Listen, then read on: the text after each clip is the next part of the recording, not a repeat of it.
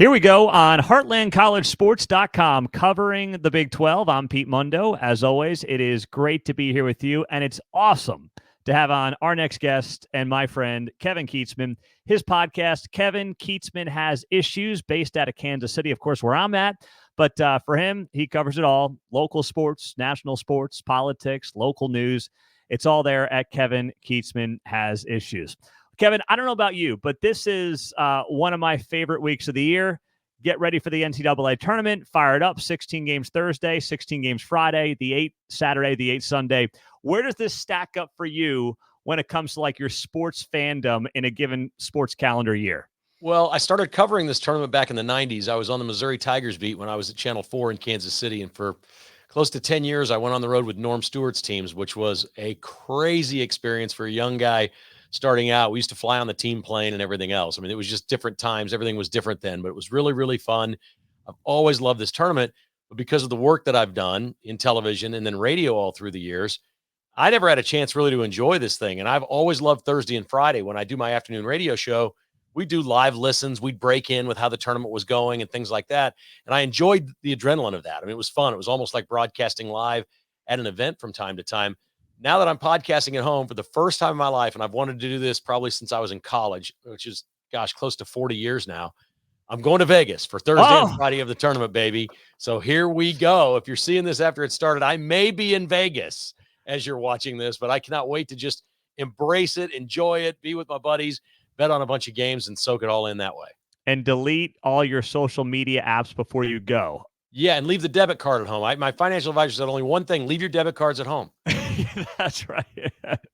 All right. I think I still can get in trouble with a credit card, can't I? You see a little bit, but at least you could probably claim like fake charges or something if you bring the credit card. You can't do it with the debit card, you know? Right. I'm going to try real hard not to. Mrs. Kietzman would not like it very much if I did.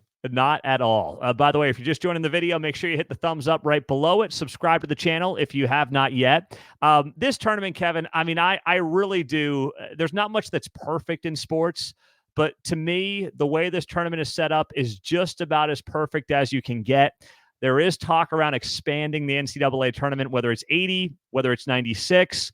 I mean, how big would you take this thing, or would you leave it right where it's at? I know money talks, but does it really need to happen? I hate the play-in games. I still don't understand them. I think there's 4 teams too many. I think we can do without the Tuesday and Wednesday thing to find some more teams to play that somehow slot into 10 or 12 seeds. Why aren't they the 16s? I can't figure any of it out. But they do it because they like to protect coaches. Coaches like to stay hired. And if you make the tournament, you stay hired. Kevin Keatts was probably getting fired at North Carolina State. He went out and won the tournament. It kicked in an automatic 2-year extension for him because he gets to play in the tournament this year. They were going to fire him. Dan Monson at Long Beach State is already fired. Then he went out and won his tournament. What are they going to do now? They say it's been 17 years. It's probably over, but we know what the tournament does for coaches, and that's why the coaches always want to expand it. I don't want it bigger. It doesn't. I don't sweat it that, for example, K-State and Iowa played a few nights ago in the NIT. That doesn't bother me. We see these other teams in the NIT and you go, okay, well, should they have been in instead of one of the 16 seeds or somebody like that? That doesn't bother me. I think the fun of the tournament is watching these teams you've never heard of. They always have great stories on Thursday and Friday. It's usually some guard that's too little to play anywhere else. You know, he's like 5'9", and he averages 22 points a game or something, and they just know how to dribble a little bit better. They space a little smarter. Sometimes you see better coach teams with lesser athletes against the really, really good teams that just get away with having athletes. I like seeing that the first couple of days. I don't think we've ever missed out on a national title contender or a Final Four team by not allowing some of the big name schools in early in this tournament. It doesn't bother me at all. I think you need to separate. You know, when I see these teams like Iowa, like Kansas State, not in the tournament, that doesn't bother me at all. They should have been better during the regular season. I totally agree. And I think, listen, the stories, the games we remember is Fairleigh Dickinson and Purdue. It's not the 8-9, Wisconsin, Oklahoma State matchup. No one remembers those. I mean, the fans of the teams barely remember them. What do you make, though? Is there a way to fix the college basketball regular season? Because as it's been explained to me, and I think this is pretty true, college football has a great regular season. The postseason's kind of whatever with the bowl season. College basketball is kind of the opposite. The regular season's okay, but March is incredible. Is there any way to fix, or maybe improve is the better word, the regular season? The college basketball regular season? Yes. I like the way if you play as well as the good teams have played. UConn, for example, you're a 1 seed and you don't get a free pass to the Sweet 16 because the second game can always be a little bit problematic. But we had the 1-16 win. It's just not going to happen. I mean, you get a free game, so you've earned that in the regular season. The good teams have earned the right to play somebody that we know they're going to handle. We just don't see those major, huge upsets. You get around the 3 or the 4 seed, crazy things can happen. We've seen some 2s lose, but 3s and 4s have a little more work. I think that makes the games matter more during the regular season. For me, I think the regular season, I guess if I were in charge of college basketball, I'd try to make this more of a semester season instead of across both semesters. I think college basketball is a little bit like soccer. I think the season's too long. They've stretched it out to well over 6 months now. These teams start practicing when everybody has 5 or 6 football games left. Mm-hmm. And I don't think any school in the country really is that fixated on basketball, even when football is going on. I would use Kansas as an example. They were really good in football this past year. The team started practicing. They were getting ready to play a couple of, exhibition games. And I didn't feel a lot of excitement around Kansas basketball when football was still going on. They had a rivalry game with Kansas State coming up. I think those things are important. I would love to see the thing get pushed back until after football and then go gangbusters around the holidays, maybe more holiday tournaments, maybe play more games in a tighter period there. I grew up at the old Big 8 holiday tournament in Kansas City. They had this thing at Kemper Arena, and we loved it. And I don't think it would be a horrible idea if something like the Big 12 said, look, there's a lot of inventory around the holidays. We got a lot of time off. Why don't we play our tournament? I'm just kicking the idea out. I'm not saying do this, but think about this for a second. What if the Big 12 or one conference like that said, we're going to play a holiday tournament when nobody else is really playing much college basketball and the bowl games are kind of weak and the champion is in? We're just going to declare that our conference. You're in the NCAA tournament before the regular season starts. What kind of drama would that get? And could that get any ratings? I think they should tinker with it. I think they should explore some opportunities to do better early because I don't think anybody really watches college basketball long until after the college football big bowl games are over. Well, you know as well as I do, if anyone's going to maybe try something outside the box like that, it's Brett Yormark, the new Big 12 commissioner. I know, and you and I talked about this on your show, on my radio show. I think we probably have talked about it here. But the Big 12 is keeping the basketball tournament in Kansas City. I know you're a proponent of bouncing it around. Why, for people that don't know? Well, I have a lot of reasons. For competitive reasons, I think we just saw that with Iowa State on Saturday. So they get it every year. Kansas gets it every year. And when K-State is occasionally good, they get it. I think it's a competitive advantage for all three, mostly for Kansas, Iowa State secondarily, then K-State. I don't see the point. I mean, these coaches work really hard for these seeds and to try to get what they're going to get in the postseason and to try to win this tournament. So I think from a competitive standpoint, it's not fair to just have it in one place. It takes fan bases out. We've got fan bases in Orlando and Utah now. How many of them are going to come traveling? We've got Arizona schools coming in. Do they want to leave beautiful spring weather in Arizona and come to Kansas City for this tournament? No. But I would argue that K-State, KU, and Iowa State fans would hit the road for Orlando or Phoenix for this tournament, or Las Vegas if they wanted to have it there. I think that would be better. And the third thing for me is you've got all these schools in this new league, and not a one of them's in the state of Missouri, and the state of Missouri makes all the money off this tournament. And it makes no sense to me. Zero. Well, and I live in Kansas City, and I respect the fact that it's a great place to have the tournament. I just think it's wrong to lock it up there. You tell me, speaking of this, I like to anecdotally ask people this that have ties to one of the former Big 12 schools, and you don't have a personal tie, but you've been here in this town forever. You know it well. Do Mizzou fans deep down miss the Big 12 and miss the Big 12 tournament? Well, you're asking in a year they went 0-19 in the SEC. So I'm gonna guess that they missed it. I remember one of those Norm Stewart teams when I was really bummed out because there were some cool places where the tournament was going to be that year. And me and my photographer at Channel 4 at the time were like, oh man, Missouri's not good enough this year. They're not going to get in the NCAA tournament. They finished 8th in the Big 8 and they came here and they won and they got in and we still got to go to the tournament. Those, man, were the days. Missouri was notorious for that sort of thing. So I do think that the Missouri friends that I have, they like the SEC. They're still, it's a novelty to play Alabama in football or Georgia and say, hey, we're in the best football conference. And they were very good in football this past year. Is that sustainable for Missouri? I don't think it is unless they figured something out program-wise with NIL and talent acquisition and things like that that will give them a boost up. I still think they're going to be way behind the 8 ball, but the basketball doesn't feel right at all. And I don't know any Missouri fans that think it feels right to go to Starkville and play Mississippi State when they could be in Stillwater playing Oklahoma State and remember all the great coaches and rivalries and all those things. So look, they've started up a rivalry again with Kansas. They're playing them in football. They're playing them in basketball. So they're able to do those things. They play Illinois across the border in the Big Ten there as well. They played a 2-year series against Kansas State in football. I think that's everything you need to know about Missouri. Yes, they want to play these teams in the area.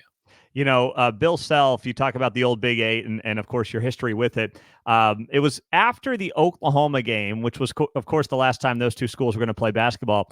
And Bill Self kind of went down memory lane talking about the old Big Eight and, of course, his knowledge of it, his experience in it, and just the incredible coaching that league had in basketball. Did the Big Eight, and maybe you can include the Big 12 in this, I think about college basketball, most people do, they probably think immediately to the Big East. But is the history of this conference back to the Big 8 days as good as any when you think about college basketball as a sport? Well, I think, I love the SEC slogan. It just matters more, right? It just means more. Yeah. I feel like college basketball used to matter more here. And I think Missouri leaving has kind of hurt the Kansas City area anyway. I don't know about the rest of the Big 12, but we're watching Oklahoma and Texas leave now and new schools coming in. The rivalries are largely gone. College athletics across the country is not what it once was. And I think basketball's felt that in the Big 12. So it's a little bit sad to see that. Those old coaches, they knew each other so well. Yeah. And there were curmudgeons. I mean, these were grumpy old men in many cases, and they did really strange things, like Billy Tubbs grabbing a microphone one time in Norman, Oklahoma, and telling the fans, no matter how bad the officiating gets in this game, stop throwing stuff on the floor. I mean, it was just wild what these coaches did. Norm Stewart was one of the all-time great characters. I mean, just an unbelievable character, and everybody in the league was like that. They're buttoned down now. You can't do it. Social media has changed everything. These coaches can't have the personalities they once had, and I think that's missing greatly. I think Bill Self's really mad at Kevin McCullough Jr. for not playing in this tournament. I think he's like, I got a hurt player, but not an injured player, and there's a difference, and he thinks he should be playing, but I think McCullough decided on his own to not play. Back in the old Big 8 days, that coach would be calling that player out. Well, back in those days, he'd make the player play. There would be no option. You would have to play. The players have all the power now. So the game and all of college athletics has fundamentally changed, but it just isn't as colorful as it once was. These programs, there's so much money involved, so much on the line. Everything is buttoned down. They have marketing experts and all kinds of these, different people that write things for them and tell them what to do. And most coaches that are on social media have never hit send in their life. It's usually somebody that works for them, that posts for them. So it's all very corporate at this point. It is, and you're leading right into my next point here. Kevin McCullough, you mentioned him. Maybe we'll find out what happened there, but there's speculation, of course, it could be tied to NIL money or just whatever. He didn't want to play the rest of the season. He's prepping for the NBA, whatever it might be. The leverage that the player has today over the coaching staff. Nick Saban alluded to it as part of why he retired when he was on Capitol Hill last month. How does college sports, whether it's football, basketball, how do they fix what has become a Wild West in the big-time college programs? Well, we can chronicle a lot of these coaches that have walked away in the last 3 years and said, I've had enough. I don't like the landscape. This isn't what I signed up for. I'm not going to go pay these kids, court these kids. They're going to be free agents at any moment. And if I try to discipline them and bench them and sit them for 12 minutes and embarrass them on national TV, which is a great motivator for a 19-year-old kid, by the way, put them on the bench on national TV, then see how hard they practice the following week. That's always been a great motivator for these coaches. You can't do it anymore. You bench a kid, they're going to leave. They're going to say, I remember coach benched me. I'm going to go find somewhere else to a coach who's going to promise me more money. Oh, and I'll never bench you. You're just going to play 36 minutes a game. I guarantee you. So any coach will tell you that to get you for a year. So we've seen this exodus of coaches. We've got mostly young coaches around the country and not a lot of veteran guys. And I just think that's where the sport's headed. In college basketball, more than any other college sport, the stars of the sport have never been the players. Never, because we've had years where, there was a time when they'd go straight from high school to the NBA. LeBron James went straight to the NBA. Lots of guys have gone 1 year and gone in. They never became stars. The stars of the sport have always, going way back, always been the coaches. We don't have star coaches right now. The coaches are making their money and they're getting out and they're saying, I've had enough of this. Jay Wright's a classic example at Villanova. Why isn't he coaching basketball right now? I can't answer that. We can look at Roy Williams and Mike Krzyzewski and say, okay, they were older. I'm a little worried about Bill Self. He's had a couple of years here in a row where he had a health problem, and now he's obviously got a player problem. I don't think there's any question he thinks his player should be playing, and yet the player isn't playing. So I think there is a coaching problem that we're going to watch a bunch of young coaches come along now in their 30s and 40s, maybe coach for 10 years or less, make $50 million and walk away and said, man, that's enough. This is too hard. Or if they get a chance in college basketball, you could actually go to the NBA and have more control over your players. And this is crazy because it's never been this way. You can actually coach your players better and harder in the NBA now than you can in college. Because if you do anything any of your players doesn't like, he's walking. He's just out the door.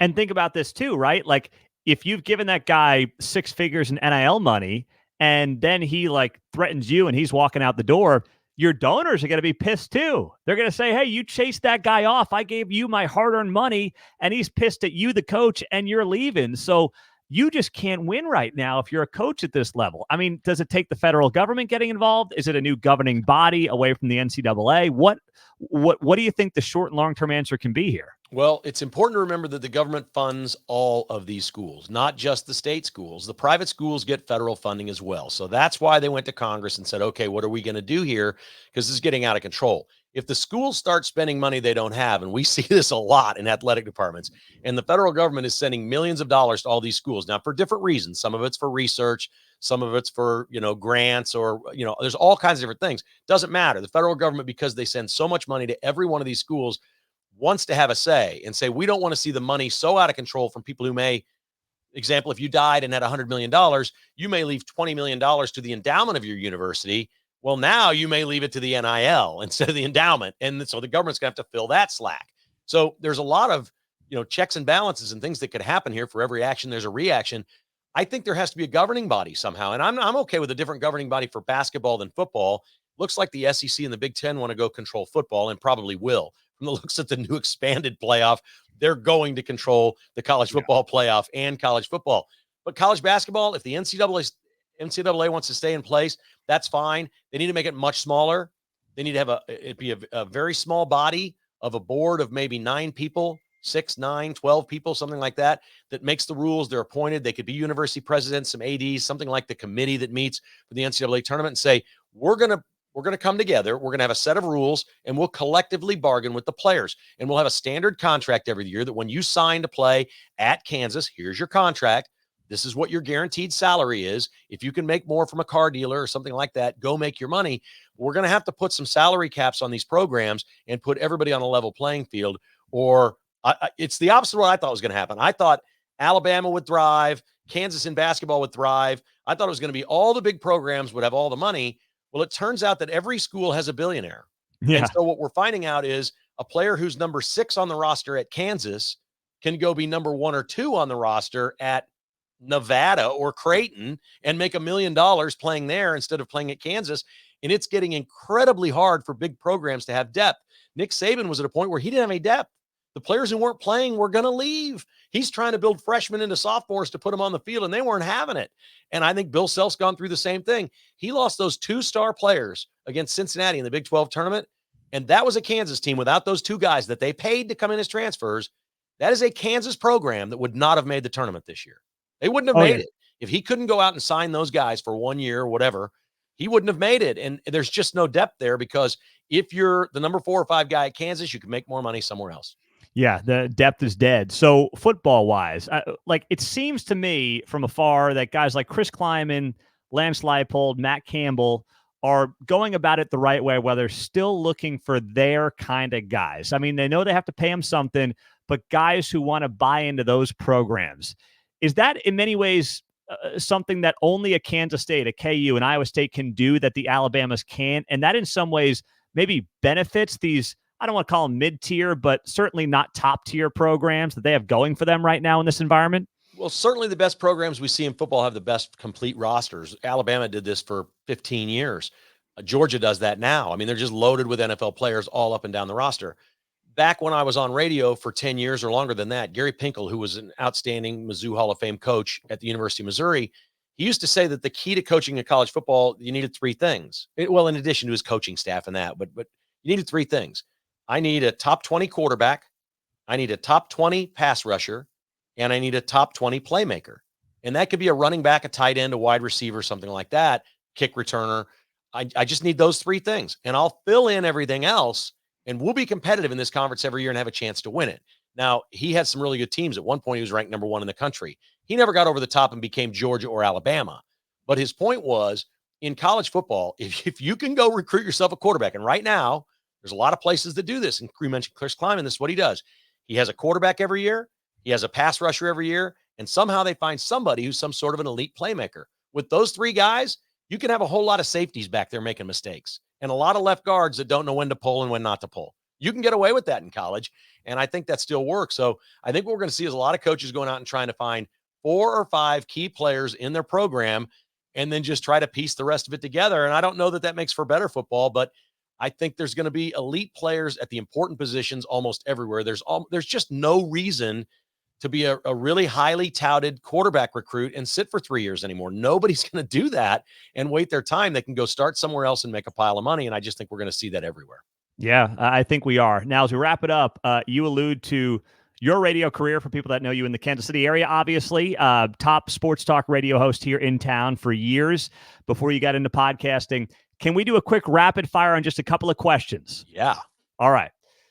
First off, what do you miss most about your time on radio? Callers. That's insane, but callers, breaking news would be second. When breaking news would happen, you had to take what little you had, try to analyze it, get something out there for people, give it some context and some depth. I really enjoy doing that. When I podcast, I don't have any callers.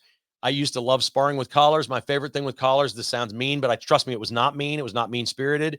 I used to like it when they'd hang themselves. They would get circular in their argument. They'd come all the way back around and prove the point that I was making. I used to love doing that. Is there a caller or two that you think back to, like Bob in Kansas City, or anybody that stands out? There were several that were really good. There was a guy named Wolverine Willie back in the day that was really funny, and he used to go on the Jim Rome show a lot too. But then he just turned into a complete a-hole and a complete jerk and just hated me and went all over social media and annihilated me. So I can't think very highly of him. Oh, he's actually okay, I think, these days. Whatever. All right. Favorite guest from your time on radio? You know, my favorite guest was when we first started. We were on 1510 a.m. and we went off at dark. And I didn't think anybody was listening. I was still in TV doing this radio thing part-time, and the big news talk station was 980, and Don Fortune was on over there. I honestly didn't think anybody was listening. We'd only been doing about 3 or 4 months.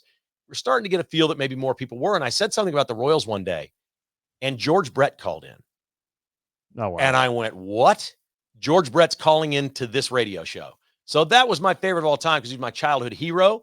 He was mad. He was upset at something I said. I can't even remember what the topic was. We had a great discussion. We put him right on the air. He was terrific.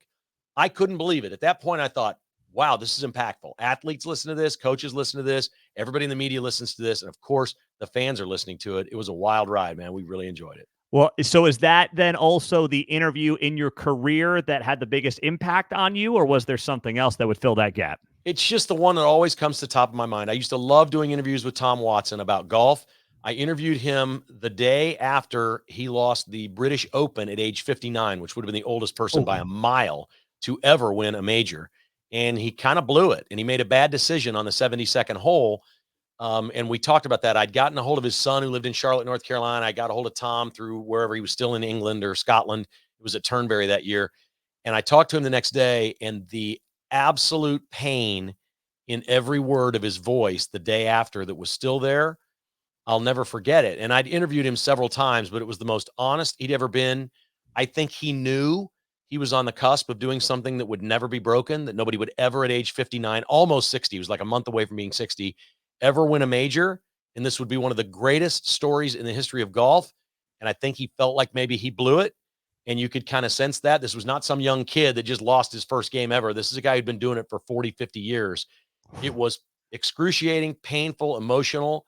And I was exhausted at the end of that day. If we did the interview and had that show, I was just flat out exhausted. I will never forget that. Wow. That's fantastic. Favorite road trip during your time, either as a reporter or, of course, on the radio hosting your show? You know, the first thing is my disappointment with Frank Bull, who was my mentor at Channel 4. Tommy Morrison was a big-time boxer. He was in one of the Rocky movies, was a big-time deal in Kansas City back in the 90s. And I covered him, like on a weekly basis. They'd have sparring sessions, news conferences, all that.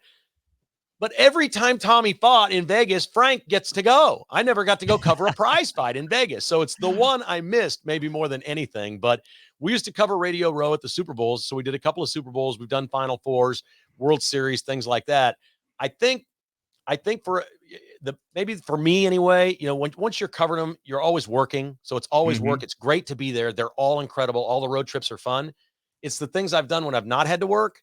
And I think the two things that stand out is going to the Masters was just an insane experience. I've been 3 times, and going to a Yankees Red Sox game at Fenway Park just with my wife and kids was unbelievable, just off the charts. So you can definitely experience things as a fan that you don't get to experience in the media, but it's been a wild ride, man. There's so many, and that's typical of me, man. I'm looking back at the one I didn't get to do. Frank, if you see this, and I tell him all the time, I'm still mad at him that I didn't get one Vegas trip with Tommy Morrison. Oh, that's great. Favorite coach that you covered? Marty Schottenheimer stands Marty. out to me. Marty Schottenheimer one time was so mad at me for comparing his Chiefs. They had Bam Morris, Andre Rison, Tamarick Vanover, some real bad dudes on the team. And he was desperate. This was toward the end of his tenure in Kansas City. And Marty was desperate to win. And I did a opinion piece on Channel 4 and said, hey, he's nothing more than the Raiders. They'll take a chance on anyone. Marty hated the Raiders. The next day after practice, he's doing his gaggle, and he grabs me by the arm and takes me into his office. He's literally undressing in his office. He gets down to his boxer shorts. He's still screaming at me. He's just hollering, MFing, letting me have it upside down. How dare you compare me or anyone to Al Davis and the Oakland Raiders? And I don't care what you think about Carl Peterson, who was not very popular. And Marty just kind of dealt with Carl. He's like, I know you hate him and this, that. He just completely undressed me. And I'm just getting shorter and shorter by the second. I loved Marty because after about 10 minutes of that, you give anything to say, Kevin? I said, yeah, I don't take any of it back. And he goes, all right, get the hell out of here. We're okay. And honest to God, he didn't carry a grudge. There was never another word. He never looked at me funny. He was never mean at a news conference. Absolutely nothing. Marty Schottenheimer was the finest coach I ever spoke with because the second it was over, and he was moving on. That is great. I don't know how you top that, but favorite athlete that you covered? Well, favorite athlete, is that somebody I grew up as a fan? Or the craziest thing I ever did was when Bo Jackson was here. Okay. And he hit me with a crutch one time at the airport. It was when he was getting ready to have his hip surgery. And NBC called us up from New York. We were an NBC affiliate at the time. They said, get a camera guy. We got to have video of Bo Jackson getting on the airplane. And so we drive out to Leawood to his house. And we literally just camp out in front of his house for like 4 or 5 hours. Well, at one point we get out, we go up the door, we ring the doorbell, and he's standing back in there in his house, kind of half on a crutch. And he's got this giant bow and arrow. He had an archery thing in his backyard. Like it was threatening. Like his wife came to the door or whatever. I'm like, there's Bo Jackson back there with an arrow. I'm like, okay, we're good. We'll wait out front. A sedan comes and picks him up. He's going to KCI. He's going to catch a flight to Dr. Jacobs, right? In Birmingham. Is that the doctor that does all the surgeries? So he's going to catch a flight, and our job is to get video of him. Well, the car winds up pulling in the garage, so there's no getting video there. We're driving 90 miles an hour up I-29 covering Bo Jackson. This guy we covered on a daily basis, so he knew who we were. He had to get out on the curb of the airport and walk inside, and we do. And Don Proctor, the camera guy, is getting a shot of him get out of the car, and he's on crutches, and he's going to board a Delta flight or something, and I'm trying to ask him questions. So I'm now up on him, and he goes, get the F away from me, and he hits me with his crutch and kind of knocks me out of the way. In those days, it didn't make social media. We edited out the curse words, and we didn't show that part. But covering Bo Jackson the time he was here was absolutely insane. That is fantastic. We'll leave it there with Kevin Kietzman. Find his podcast, Kevin Kietzman Has Issues. Whether you're in the Kansas City area or not, he dominated this market for years. He's now doing it on the podcast side. And it is always great to have you here, Kevin. Thanks so much. Pete, thank you, man. It is always a pleasure. Thanks for having me on. You bet. And if you're new to the show, hit that thumbs up below the video, subscribe to us on podcast or on YouTube, and we'll talk to you guys soon. Take care.